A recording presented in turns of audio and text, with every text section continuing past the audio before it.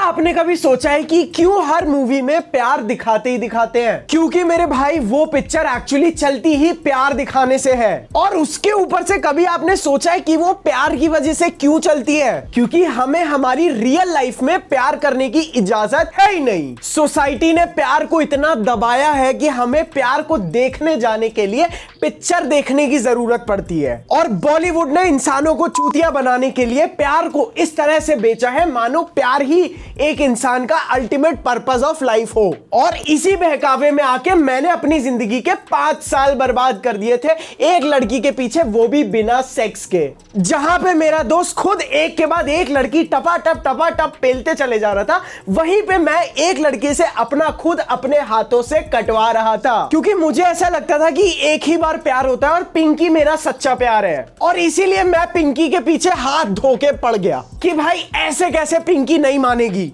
और मेरे इतने पीछे पड़ते देख पिंकी ने आखिरकार मुझे अपना नौकर बना ही लिया। क्योंकि पिक्चरों ने हमें यही सिखाया है कि लड़की के मना करने से कुछ नहीं होता, तुम फिर भी उसके पीछे पड़े रहो, उसे सांस भी मत लेने दो और वो लड़की तुम्हारी। फिर एक दिन मैंने देखा कि पिंकी को कोई और ले रहा था और पिंकी को वो बहुत टाइम से ले रहा था और मुझे लगा कि भाई पिंकी को बस यही चाहिए। असल में पिंकी ने मुझे अपना बॉयफ्रेंड तो नहीं बनाया था, लेकिन मुझे लगता था पिंकी है तो मेरे साथ। लेकिन बाद में मुझे पता चला कि पिंकी और 5 लौंडों से लगी हुई है। उस दिन मैं रोया तो था, लेकिन मेरा दोस्त राजू मुझे उस दिन प्रिया से मिलाने ले गया। और क्योंकि प्रिया एंजल थी इसीलिए उसने बिना नखरे किए मुझे चुपचाप दे दी। और प्रिया की लेने के बाद मुझे समझ में आया कि मुझे पिंकी नहीं पिंकी की पिंकी चाहिए थी। ज्यादा नॉनवेज हो गया वैसे। लेकिन उस रात प्रिया से मिलने के बाद मैं एक गहरी सोच में चला गया था कि आखिर लौंडे लड़कियों के लिए इतना डेस्परेट हो कैसे जाते हैं और आखिर क्यों उन्हें सदमा लग जाता है कि रहेंगे तो इसी लड़की के साथ, नहीं तो जान दे देंगे। और फिर मैं इस कंक्लूजन पे पहुंचा कि रिलेशनशिप एक्चुअली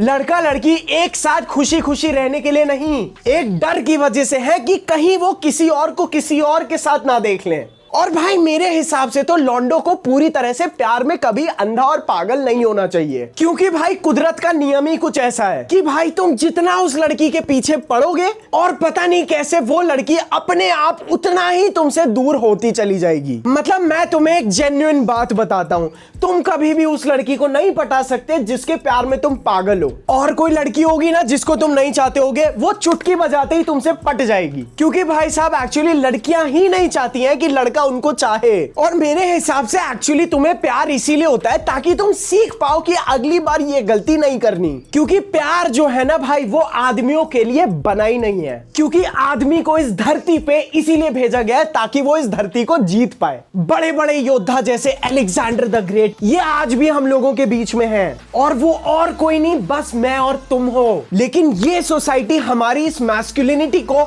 दबा रही है। सोसाइटी ने हमारा पूरा ब्रेन वॉश कर दिया है, शादियों को कंपलसरी बना दिया है ताकि हमें लगे कि जीवन का सबसे बड़ा उद्देश्य शादी है। और अगर आपको मेरी बात का विश्वास नहीं होता है तो मैं आपसे बोलूंगा कि आप सिर्फ 1 सेकंड के लिए यह सोच के देखो कि मेरी शादी नहीं होने वाली या मैं कभी शादी नहीं करूंगा, और फिर देखना आप डर जाओगे क्योंकि आपको पता ही नहीं होगा कि फिर मुझे क्या करना है या मेरी जिंदगी का उद्देश्य क्या है। और हमारे दिमाग को इसीलिए इस तरह से प्रोग्राम किया है ताकि हम लोग अपने लिए बड़े बड़े पर्पस ना सेट करें। और कड़वा सच तो यह है मेरे भाई कि लड़कों को बचपन से यह सिखाया गया है कि लड़की को ट्रीट कैसे करना है, लेकिन उन्हें कभी भी यह नहीं समझाया कि लड़की से एक्सपेक्ट क्या करना है। और इसी का उल्टा लड़कियों को पूरी तरह से यह सिखाया गया है कि लड़कों से क्या एक्सपेक्ट करना है, लेकिन यह नहीं सिखाया कि उन्हें ट्रीट कैसे करना है। और सोसाइटी और लड़कियां आपको सिर्फ तभी प्यार करेंगी जब आप उन्हें कुछ दोगे। फिर भी आपको प्यार होगा क्योंकि असल में नेचर ने आदमियों को सेक्स के साथ एक रिवॉर्ड सिस्टम जोड़ा है जो आपको मोटिवेट करता है लड़कियों के पीछे भागने के लिए, उनके पीछे चूतिया हो जाने के लिए।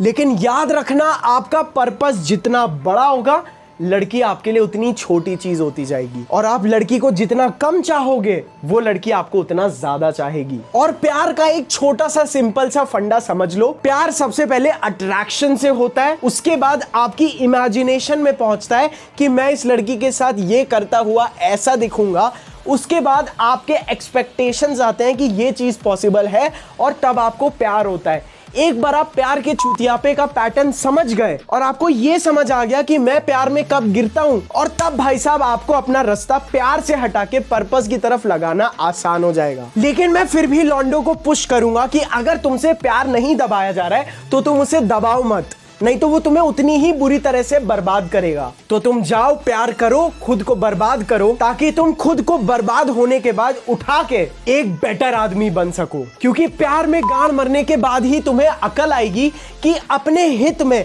अपने लिए बेस्ट डिसीजंस कैसे लेने हैं, सेल्फिश बन के। क्योंकि जैसे ही आपका प्यार से मन भरेगा मेरे दोस्त, आपकी आत्मा अपने आप पर्पस ढूंढने के लिए भटकने लगेगी। और जिन लॉन्डो को नहीं पता पर्पस क्या होता है, भैया मैं आपको एक चीज बता देता हूं, पर्पस कभी भी किसी छोटे से गोल को नहीं बोलते हैं। जो चीज आप अपने लिए नहीं दूसरों के लिए करो वो होता है पर्पस। जिसकी कोई हेल्प नहीं करना चाहता या कोई हेल्प नहीं कर सकता, जब आप उनकी हेल्प करने का जिम्मा उठाते हो, उसको मैं बोलता हूं पर्पस। और एक बार जब आपका प्यार में जबरदस्त तरीके से कट जाएगा, तब आपके पास कोई भी वीकनेस नहीं बचेगी। तब आपके साथ जिंदगी में जो सबसे बुरा होना था वो हो चुका होगा, और तब आप खुद के बॉस बन जाओगे, क्योंकि आप अपनी फीलिंग्स को कंट्रोल करना सीख चुके होगे। और इनफैक्ट इतने सारे लड़के ब्रेन वॉश्ड है लड़कियों के पीछे पड़ने के लिए कि कंपटीशन खत्म है मेरे दोस्त।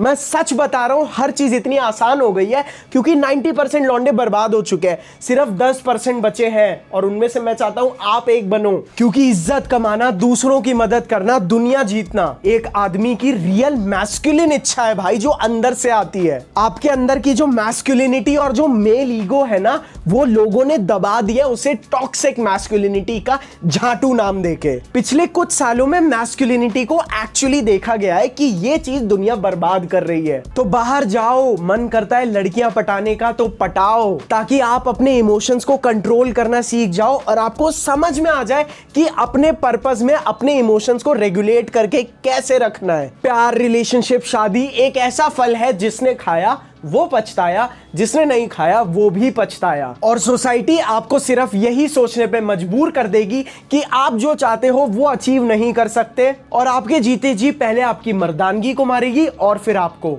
और भाई लड़कियां पटाने की टिप्स फिर भी आएंगी, क्योंकि जब तक आपकी लाइफ लड़कियों के आगे के चैप्टर पे नहीं जाएगी, तब तक आप इसी दलदल के छेद में फंसे रहोगे। आप भले ही मेरे बारे में कुछ भी सोचो, लेकिन मेरा उद्देश्य क्लियर है कि मैं इस देश के हर लड़के के लड़की से रिलेटेड प्रॉब्लम सॉल्व कर दूं, क्योंकि मैं नहीं चाहता वो फ्यूचर कुछ उन टॉक्सिक लड़कियों के हाथ में जाए और वो लड़के खुद को कम समझ के डिप्रेस होके इस देश को ना बदले। और ये चीज मैं बिना शर्माए करूंगा, जब तक मुझे करनी होगी तब तक करूंगा। जिसको जो सोचना है सोचे, जिसे जो बोलना है बोले, सब अपनी मां चुदाए। लेकिन मेरा पर्पस मुझे पता है, आप कोई नहीं होते ये डिसाइड करने वाले मैं कौन हूं। इसीलिए प्यार के चक्कर में चमन चूतिया मत बनो, हरामी बनो। ये वाली वीडियो देखो।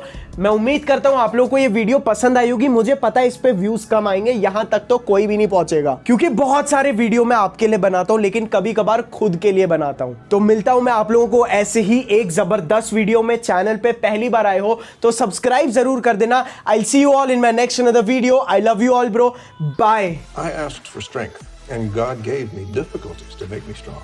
I asked for wisdom, and God gave me problems to solve. I asked for courage.